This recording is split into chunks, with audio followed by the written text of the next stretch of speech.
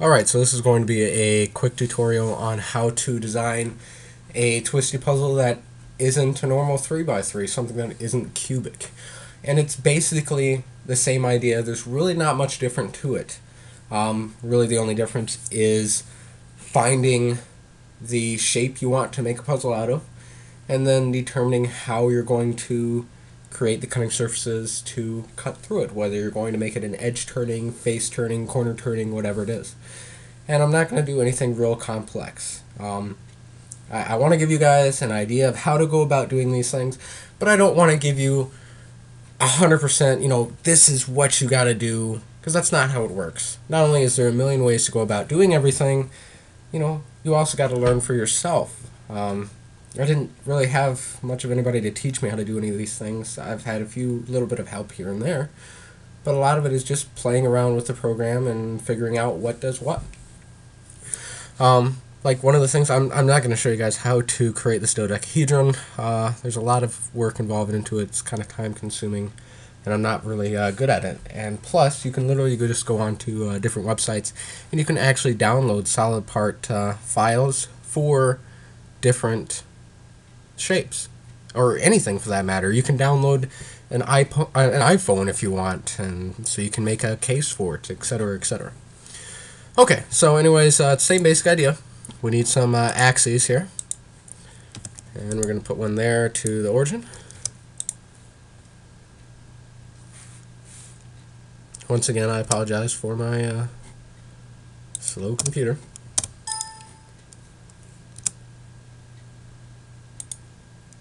And that ought to be enough for us. And we're going to sketch on the right plane this time, because that lines up this dodecahedron very nicely.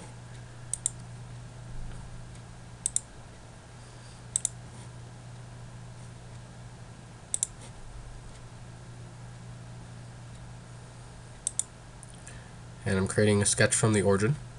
Once again, I'm just going to make some arbitrary numbers here. I'm not even sure what size I made this dodecahedron. It might be quite large. Anyways, we'll make this 35, and then we'll make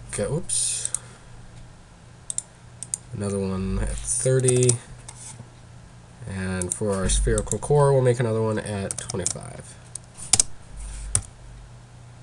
Okay, and we're going to make a megaminx. So we're going to create our cutting surface even with the center of this puzzle, and straight over to our first concentric circle. The next thing we need to do is we need to figure out where our cutoff zone is for the corners. So if I were to create this and move this up to a point where it cuts past this line, this corner will be cut off and it will not work. And we're going to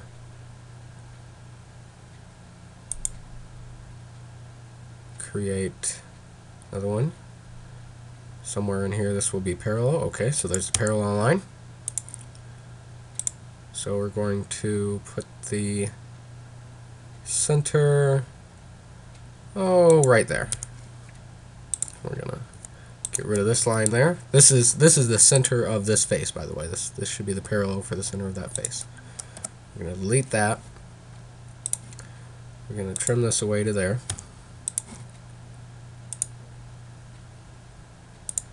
And we're gonna trim this away. And then we're just going to create a cutting surface here to create that V-cube like, I hate when this happens. I don't know why it does this. There we go. And then we're just going to trim away everything else again.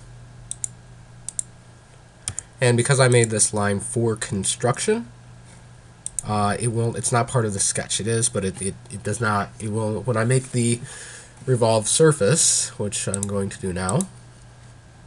It will not add anything to the sketch. And hey, that's almost how you'd make an edge turning puzzle right there. Almost, not quite. So we're actually going to cut it around that surface. So there's that. And it looks like I may have cut it a little bit too deep. But we'll just continue on here. We're going to circular pattern this around.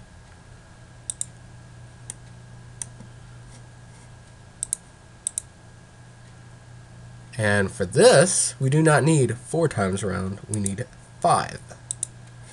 Make sense? It should. Then we're going to pattern those bodies.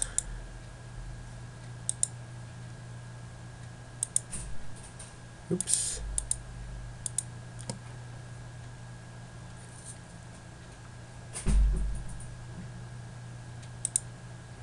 Oh, we don't need that one. And once again, 5 times around. So there, that's all the cutting surfaces that we need. We're not going to need anything else. So now comes our split feature. And we're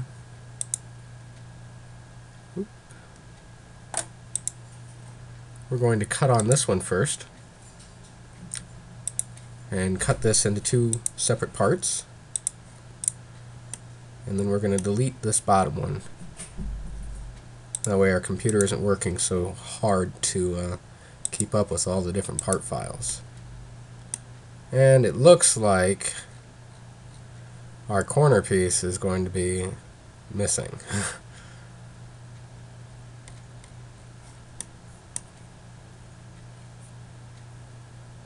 So let's go ahead and cut this.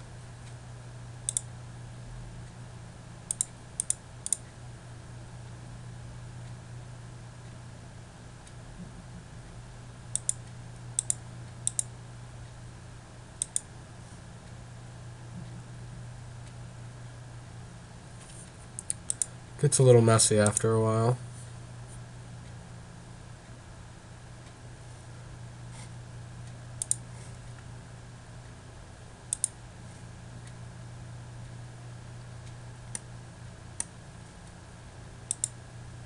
And we're just gonna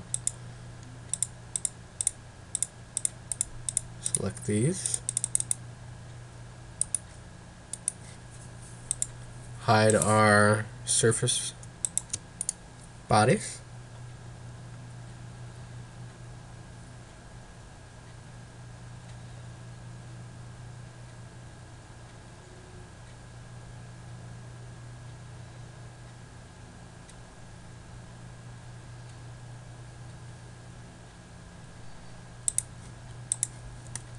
and there we have a megaminx with extremely teeny tiny corners, or corner stalks. But this is just an example. I did the same thing last time, I believe, the last time I gave this tutorial. And basically to fix that, all you need to do is go back in and edit your sketch and take this down a little bit.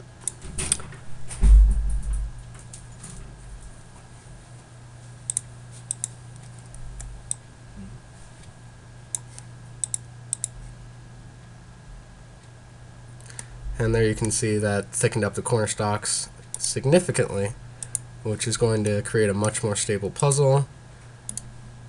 And that's about it. If you have any questions, just ask.